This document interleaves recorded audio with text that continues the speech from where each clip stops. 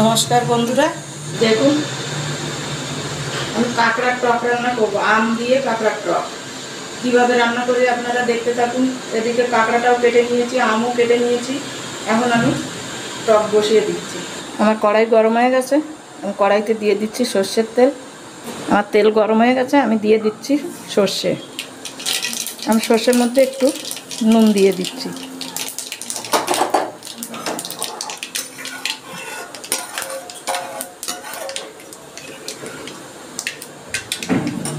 আমি এবার তেলের মধ্যে আমগুলো ছেড়ে দিচ্ছি আর দিচ্ছি কাঁকড়ার এই ছোটো ছোটো পাগুলো।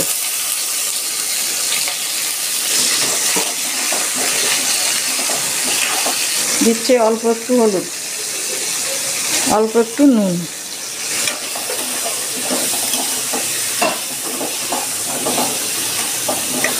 আমও আমি বেশি ভাজবো না, আমি দিয়ে দিচ্ছি জল।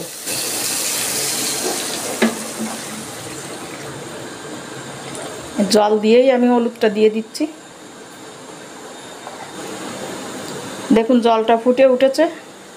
আমি এখন কাঁকড়াগুলো এর মধ্যে ছেড়ে দিচ্ছি, কারণ এই গিলু এই ফুটন্ত জলের মধ্যে দিলে গিলুটা গোটা গোটা থাকে।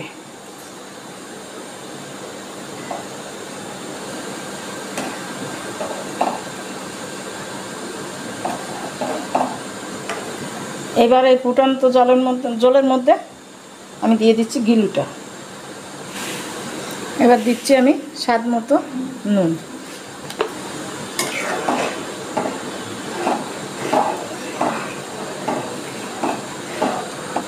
এবার দিচ্ছি আমি অল্প একটু চিনি।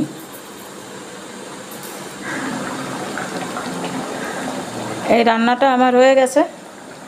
এই রান্নাটা আমি যেভাবে করলাম এইভাবে করে খেয়ে দেখবেন, আশা করি খুব ভালো লাগবে। ভালো লাগলে আমাকে একটু জানাবেন।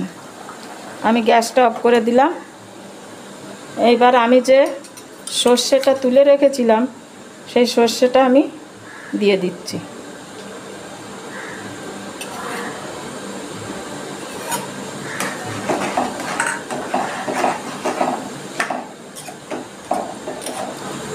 এবার আমি 2 মিনিটের জন্য একটু ঢাকা দিয়ে রাখছি।